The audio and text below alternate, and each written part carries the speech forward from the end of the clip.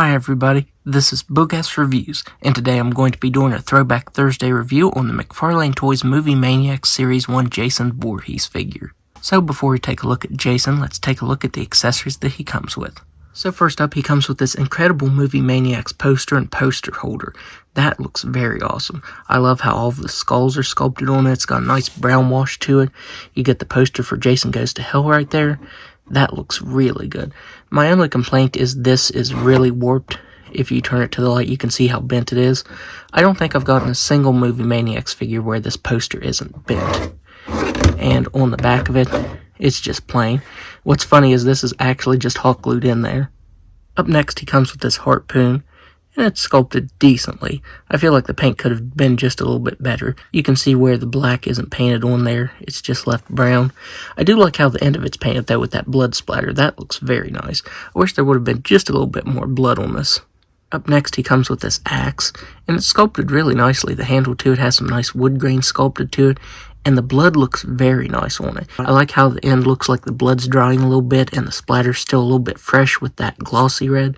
That looks very nice. I'm impressed with the paintwork on this. And finally, he comes with, of course, his most iconic weapon, his machete. And this looks incredible, actually. They actually used, it looks like vac metallization to put the chrome on there for the blade of the machete. And that looks really good. It looks pretty realistic.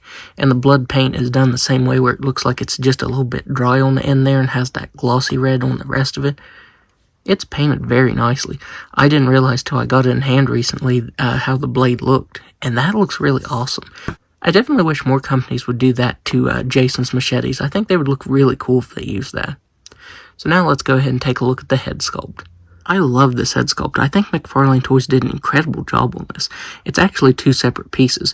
You get the head sculpt and then the hockey mask is a separate piece. It is attached though. I don't know if that's something you can remove or not, but it's painted really well. I like how you get the white here at the center and it fades out to that bluish color.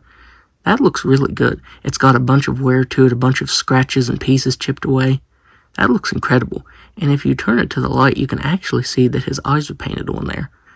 So there is some paint under there. I just don't know if there's actually a face sculpted. There's eyes, but I don't know if there's anything else.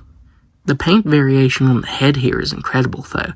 The skin is very rotten looking. You get some tones of orange, red, and brown. It looks very disgusting, and it's painted very well. I do wish the rest of his body would have had that attention to paint, though, especially where you can see the skin. The skin is sculpted really nicely on the rest of the figure, but it doesn't have this detail where it looks like it's rotting. That is a very nice attention to detail. His tattered shirt has some really nice sculpt detail to it. The way it's torn and the way it's laying, and it has some texturing to it. That looks really good. You get some light blue painted over top of it, and I feel like it's kind of distracting. I feel like it's a little too much, but I get what they were going for.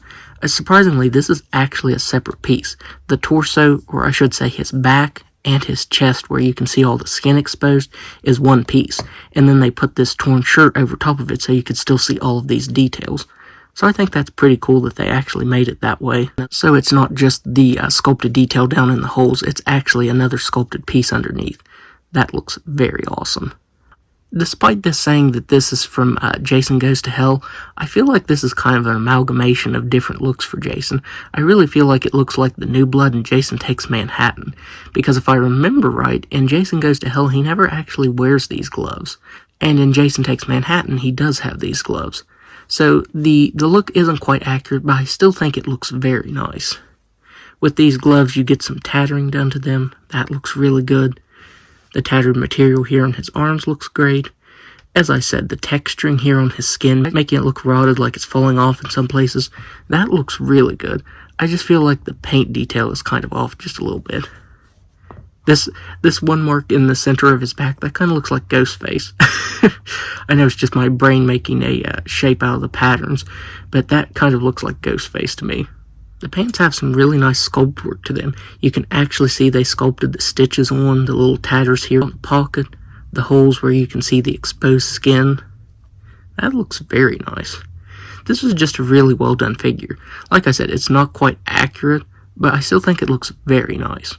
So now let's go ahead and go over his articulation. So he has a swivel head that can move side to side very slightly. He has shoulders that can just move all the way around. He has swivel at the elbow. It's kind of an odd swivel. It just moves like that. This one is more of a swivel at the bicep on the right side. He also has wrists that can just move side to side. He has a swivel here at the waist, and he has swivel hips. But I really don't think you're going to want to move him like that.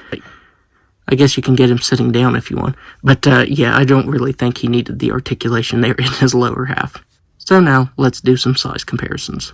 Here he is next to the NECA Ultimate Jason Lives figure.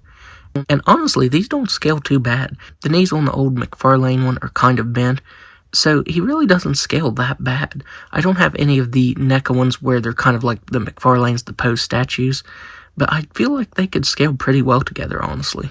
Here he is next to another figure from Wave 1, Freddy. If I'm not mistaken, both of these actually have bloody variants. I can't remember if Freddy did, but I know Jason for sure did have a bloody variant. Here he is next to the movie Maniacs Michael Myers figure. And finally, here he is next to another Wave 1 movie Maniacs figure, Leatherface. I believe this is the variant because he's bloody. I actually think there were 3 variants of him, with different variations of blood. So if you find this one, I would highly recommend picking up because I think it's a really incredible figure.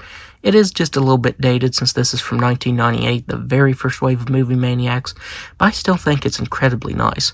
The sculpt and paintwork on it is pretty nice for the time, and honestly, I think it scales decently well with NECA figures, so you could definitely fit him into your NECA collection if you wanted to. So that's my review. If you like this review, be sure to hit the like button and subscribe to my channel. Thanks for watching.